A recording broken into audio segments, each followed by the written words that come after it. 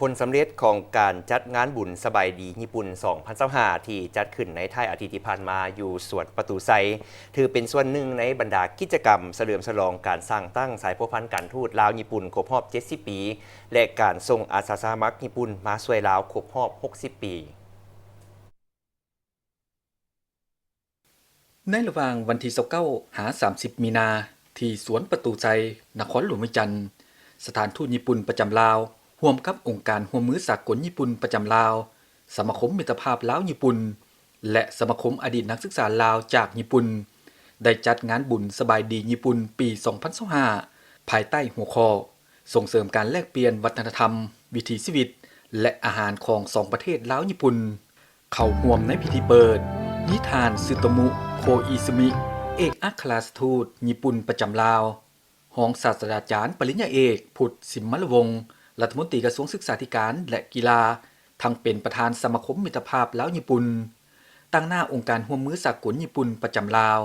สมาคมอดีตนักศึกษาลาวจากประเทศญี่ปุ่นเข้าร่วมสาธารณรัฐประชาธิปไตยประชาชนลาวและญี่ปุ่นได้สร้างสายพัวพันธ์การทูตน้ำกันในวันที่5มีนาปี1955ตลอดระยะ70 ปีที่ผ่านมาสายพัวพันธ์ที่เป็นมิตรภาพของสองประเทศได้รับการพัฒนาอย่างบ่หยุดยั้งมาฮอดปี2025สายพัวพันธ์ดังกล่าวได้ถูกยกระดับขึ้นสู่บาท9ใหม่กลายเป็นคู่ร่วมมือยุทธศาสตร์รอบด้านและปีนี้ก็ครบรอบ60 ปีแห่งการส่งอาสาสมัครญี่ปุ่น5 คนทำอิฐมาช่วยเหลือลาวขององค์การร่วมมือสากลญี่ปุ่นในวันที่24ธันวาคมปี1965ผู้เข้าร่วมงานในครั้งนี้ได้สัมผัสกับกิจกรรมที่หลากหลายเช่นการแสดงการสาธิตกีฬายูโดการเต้นพื้นเมืองญี่ปุ่นโยสโกยโซลังบูชิการแข่งขันตำหุงการนุ่งสุดยูกะตะการฟ้อนรำวงลาวเที่ยวชมห้านขายเครื่องหัตถกรรมอาหารพื้นเมืองของสองชาติลาวญี่ปุ่น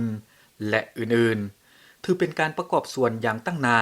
เข้าในการเสริมขยายความเข้าใจระหว่างประชาชนสองชาติลาวญี่ปุ่นและทั้งเป็นการเพิ่มทวีการแลกเปลี่ยนวัฒนธรรมประเพณีอันดีงามของสองชาติและทั้งเป็นการเฉลิมฉลองการสร้างตั้งสายพัวพันธ์การทูตลาวและญี่ปุ่นครบรอบ70 ปีและการส่งอาสาสมัครญี่ปุ่นมาช่วยลาวครบรอบ60 ปี